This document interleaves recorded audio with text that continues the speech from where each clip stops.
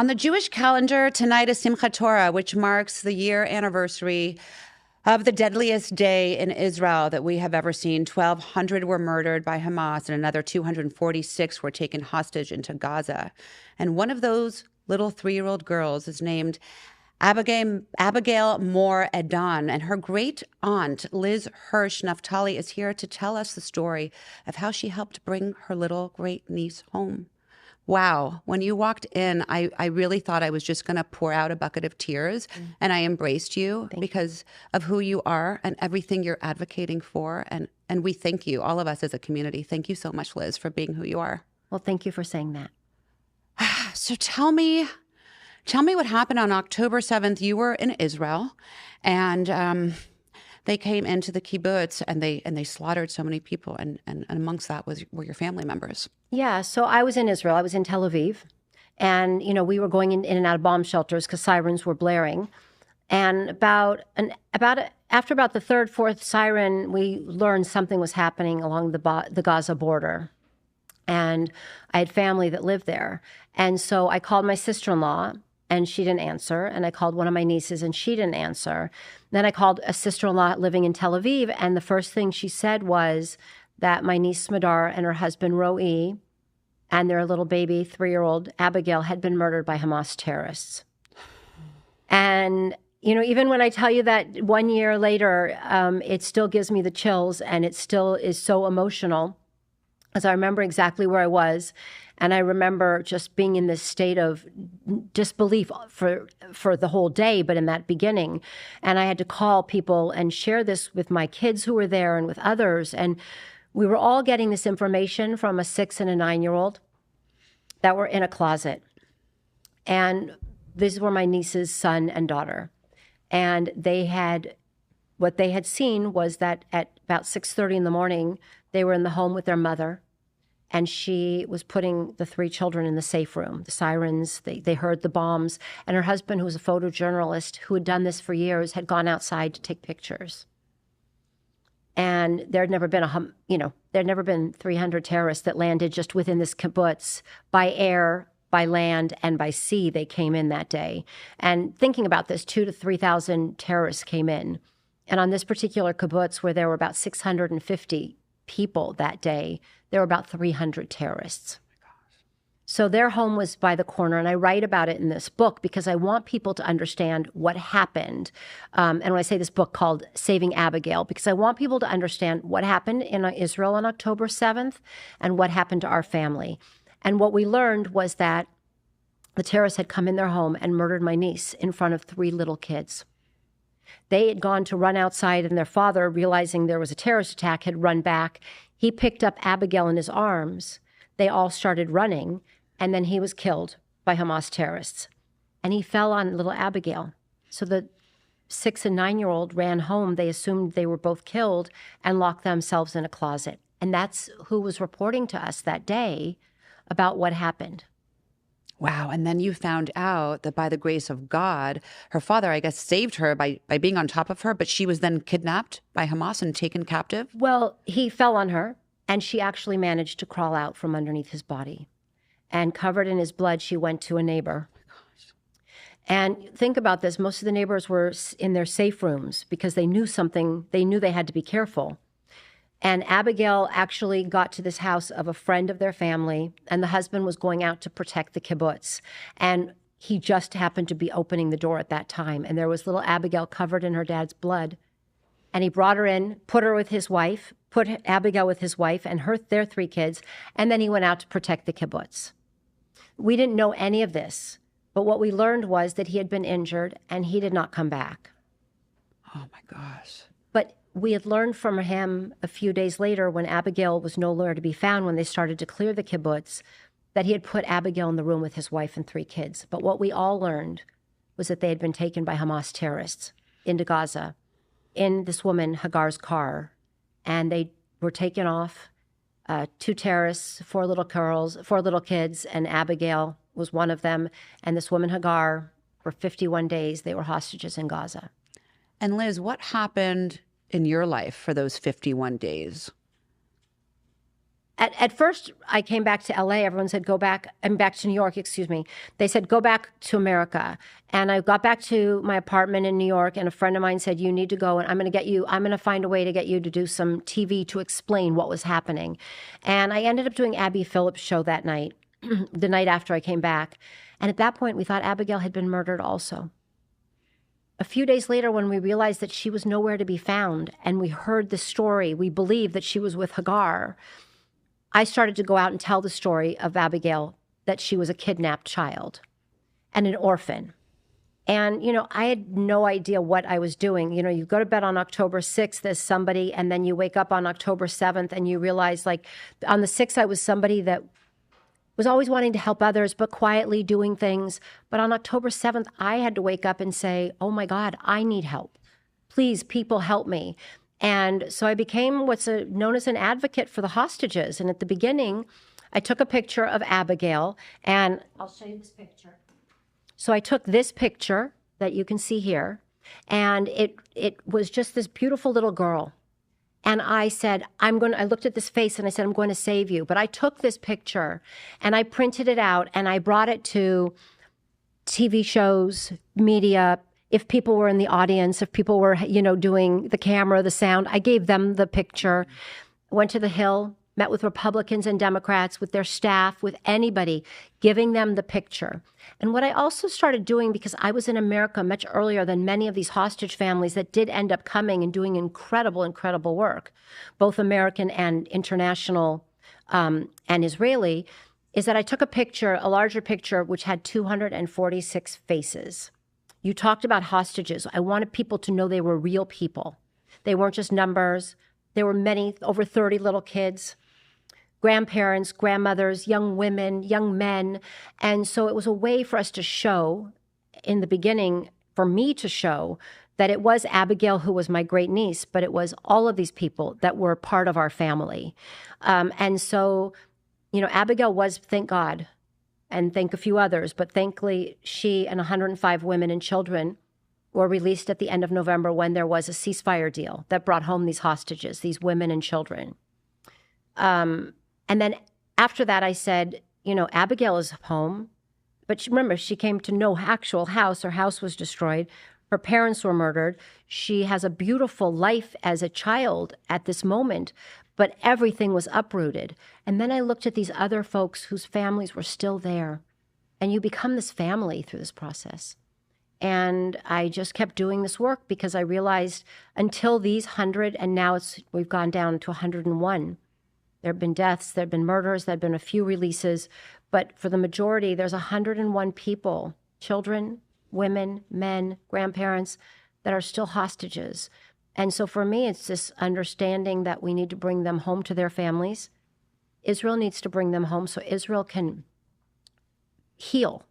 No matter what happens with all the war and all the fighting you see right now, the soul of Israel is broken.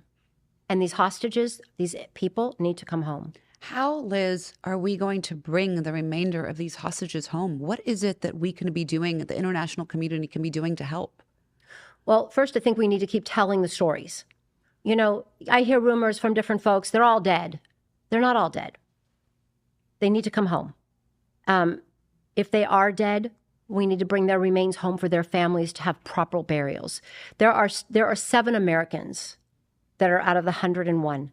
We know that 3 of them were killed. These families, a young boy, 19, whose parents need him home to bury him. Grandchildren whose grandparents were killed that morning, American, Israeli, they need them home. But we also have a living people. We have young men, Americans, a grandfather. Think about this. There are people from still over 20 nations that are hostages. So when you ask, what should we be doing? We should be telling their stories, and we should be doing everything we can to make sure that people know that these are innocent people that were stolen. And they've been there, I think today as we speak, it is Simchat Torah, but I think it's 385 days they have been hostages. They are in terrible conditions. They are being starved. They have no air. Their lives are left into these little tunnel spaces. And so I think what people can do is tell the story. And part of why I wrote the story of Abigail, Saving Abigail, which I did with so many other people, was so that people could understand how hard this is, how much work it takes. And I go back to one of the things that just really gave me strength through this process was the amount of love and support I got from friends. I had friends I didn't know, meeting people that I had never would have met under circumstances, speaking with people that are different religions, different levels of religion, different political parties. This was really an opportunity to just to reach out and to get so much love and support. So I think that when you ask what can people do, one, they need to keep telling Abigail's story. And I'm going to show you this. Sorry, I'm awkward here. But this is just a picture of 7 Americans. This has 8. Hirsch Goldberg, Poland, was killed at the beginning of September by Hamas terrorists. He was executed with 6 other young people. And the reason I bring this is to show you there's 7 Americans is because these are our people. These are our people. Here in America. We talk about the people in Israel, but these are our Americans. And so what I want people to know is that these are real people. And if they can, through their social media, talk about it, but not talk about it in a way that is anti one political party or another, but making everybody's commitment is to the release of these hostages. No matter who is our president now, no matter who is our president in January, these hostages need us all to come together to make sure that they don't wait for an election to be released. Right. And I just go back to, like, the other thing is, we have talked with Republicans and Democrats. We've had great bipartisan leadership. We have had amazing leadership from President Biden and Kamala Harris and the White House. They have been with us. We have had, as American families, I think it's now 15 meetings with National Security Advisor Director Jake Sullivan. I mean, Secretary Blinken goes to Israel. He meets with the families. We've met with the president and the vice president. But the reason I'm saying this is because we need everybody to keep focused on who our leadership is right now, who's in our Congress, and make this not about the election on November, but make this about, like, what can we do to get them home? And I'll also say this, which is people around the world should be reaching out to their governments. There are people that are hostages. There's governments that they have stake in that these hostages come home. Because what I like to say is that when these hostages come home, and they need to come home, and you can bring down the fighting and cease this complete terrible fighting that's going on, you can also help the people that are living in Gaza. And you can also help the young people, the children, the women that so many of us are seeing, and we don't want anything bad to happen. But it starts with the release of the hostages. 100%. It's been so hard to watch because the international community has not been speaking up, and they haven't been advocating in the way that this is about humanity. Like you say, this has nothing to do with where you stand, pro-Palestinian, this is about humanity. And not all the people who are being held hostage are even Jewish. And so, no, 5 religions. 5 religions. And there are still Muslims in there. So it's not a Muslim there's people from Christianity, Islam, Judaism, Hindu, and Buddhist. So do me a favor, Liz, can you hold that up and can you look into this camera and can you tell everybody what they can be doing, no matter how big or small their platforms are, but as a human being, what is it every single one of us can do to bring home these innocent people? So these are 7, and there's a picture of 8, but Hirsch was executed, but these are 7 Americans that are still currently in Gaza. And what they represent are 101 people who are still in Gaza. And what I would just recommend to everybody is, 1, put this out on social media. This isn't political. This is a humanitarian crisis. And what we need to do is bring attention, because everybody in the world, in America, in Israel, but across the world, can help us to make sure that these are true stories that are shared, and that these are stories that are true and that they are shared. And I think there's a piece which is that we need our leaders to put pressure on both Prime Minister Netanyahu and on whoever is leading the Hamas party right now. There was a ceasefire back in November. 105 women and children were released. And that was a time where there was political will from Hamas and political will from Israel. And by the pushing of President Biden and Vice President Harris and their team, with the Qataris and the Egyptian negotiators, we made a deal. It's now almost, it's sad to say, but it's almost 350 days later, and these people are still hostages. And you can see them. These are people, these are young men, a grandfather, and we need them home. And we need all of the hostages home. Thank you for sharing that very, very important message. It's a click of a button. It's a phone call. It's an email. We all have the power to help and to be a part of the solution. And your book, I mean, that's why you're here in LA right now. Saving Abigail, about your great niece. And how was it the moment that you held her in your arms and you saw her again when she was released? First, when I saw Abigail, and I was waiting for the invitation once she was released, you know, seeing her on the screen and watching the whole thing happen when they were released was just beyond. But when I got there, I couldn't even I can't even articulate just to see this child. And even now, 10 months later, when I see her, and I've been to Israel many times and they've been here in America many times, when I see her, but when I see her siblings, and her cousins. These are 6 kids now that live together. They are siblings. And when I see their, and keep in mind the 3 older kids, the cousins, they spent 29 hours in a safe room with Hamas terrorists shooting and screaming. By the miracle of something, they didn't open up that door. But their neighbors were murdered.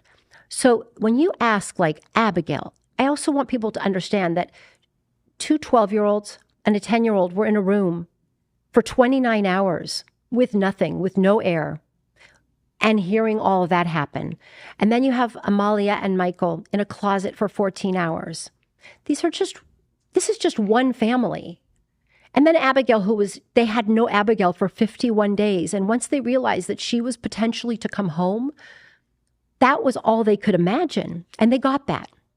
And so when you ask, when I see all of these kids and I see their love and their support, and my niece and her husband, my niece Liron and her husband Zoli, and the amount of love and care they give to these kids, it's just the most heartwarming and the most inspiring.